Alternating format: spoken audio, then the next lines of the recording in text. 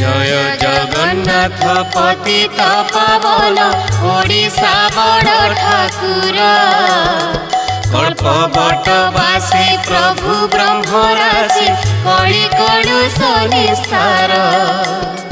कलुषित कलिजुग जगत पाई हेब दुखर कारण।